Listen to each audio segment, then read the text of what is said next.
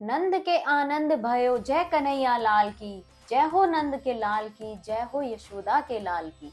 आप सभी को जन्माष्टमी की हार्दिक शुभकामनाएं। नमस्कार, मैं पूजा शर्मा, आपकी अपनी astrologer, numerologist and vastu expert. आज आप सभी के लिए लेकर आई हूँ जन्माष्टमी पर स्पेशल वीडियो। जन्माष्टमी मनाया क्यों जाता है? इस दिन भगवान श्री कृष्ण ने जन्म लिया था। भाद्रपद की कृष्ण पक्ष की अष्टमी को भगवान श्री कृष्ण ने रोहिणी नक्षत्र में रात के 12 बजे जन्म लिया था, इसलिए जन्माष्टमी मनाया जाता है। अब संशय यह है कि यह इस साल कब मनाया जाएगा, 15 अगस्त 2025 को या 16 अगस्त 2025 को। अष्टमी शुरू हो रही है 15 अगस्त 2025 को रात को 11:49 पर और ये समाप्त हो जाएगी अगले दिन 16 अगस्त को 9:34 पर। लेकिन भगवान कृष्ण का जो जन्मोत्सव मनाया जाता है वो निश्चित काल में मनाया जाता है, जो कि पड़ेगा 16 अगस्त की रात को 12:04 से लेकर 12:47 पर। 16 अगस्त की रात मतलब जब आपका 17 अगस्त शुरू हो जाएगा रात में। वृंदावन और मथुरा में भी जन्माष्टमी 16 अगस्त को ही मनाई जाएगी, इसलिए आप जन्माष्टमी का व्रत 16 अगस्त को करें। इस व्रत का फल 20 करोड़ एकादशियों के बराबर फल देता है। आप जन्माष्टमी का व्रत 16 अगस्त को करें और इसका समापन रात को भगवान कृष्ण के जन्मोत्सव के बाद ही करें। इस दिन आप किसी से झूठ ना बोलें, किसी का अनादर ना करें। अगर आप किसी भी रीजन से व्रत नहीं कर पा रहे हैं तो कम से कम प्याज लहसुन का त्याग करें और सात्विक भोजन ही करें। इस दिन आप भजन करें। रात को भगवान कृष्ण के जन्मोत्सव के बाद उन्हें पंचामृत से स्नान जरूर कराएं। पंचामृत कैसे बनाया जाता है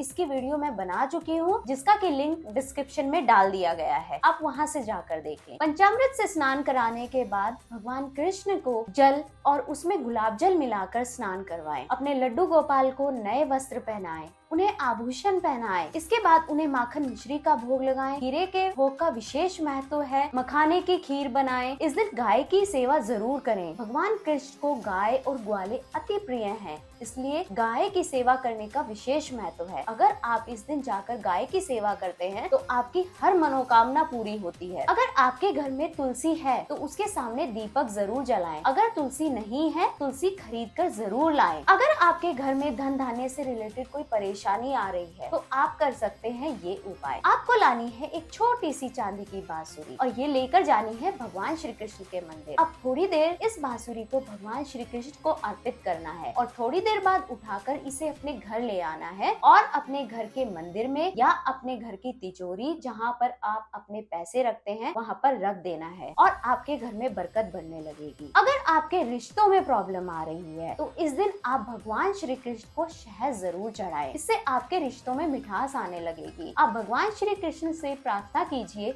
कि हमारे रिश्तों में मधुरता आए। अगर किसी स्त्री को संतान की चाह है, उसे संतान प्राप्ति नहीं हो रही है तो वो इस उपाय को कर सकती है। हम सभी को पता है कि भगवान श्री कृष्ण का जन्म खीरे के द्वारा किया जाता है। जिस खीरे को भगवान श्री कृष्ण के जन्म के लिए यूज किया जाता है, उस खीरे को अगले दिन उस स्त्री को खिला दें जिसे संतान प्राप्ति की चाह है और देखिए उसे संतान जरूर प्राप्त होगी। और हाँ, इस दिन धनिये की पंजीरी का विशेष रूप से भोग लगाया जाता है। अगर आप घर में धनिये की पंजीरी बना पा रहे हैं तो अति उत्तम, लेकिन अगर नहीं बना पा रहे हैं तो किसी मंदिर जरूर जाएं और वहां से धनिये की पंजीरी जरूर लेकर आएं और उसे जरूर ग्रहण करें। अपने घर को सजाएं, अपने घर के मुख्य द्वार को सजाएं, अपने घर के मंदिर को सजाएं, भगवान श्री कृष्ण के लिए झूला सजाएं, फल फूल मेवा इन सभी का भोग लगाएं। इस दिन दान पुण्य जरूर करें। भगवान श्री कृष्ण के किसी भी मंत्र का जाप आप कर सकते हैं, जैसे कि ओम नमो भगवते वासुदेवाय नमः या कृष्णाय वासुदेवाय हरे परमात्मने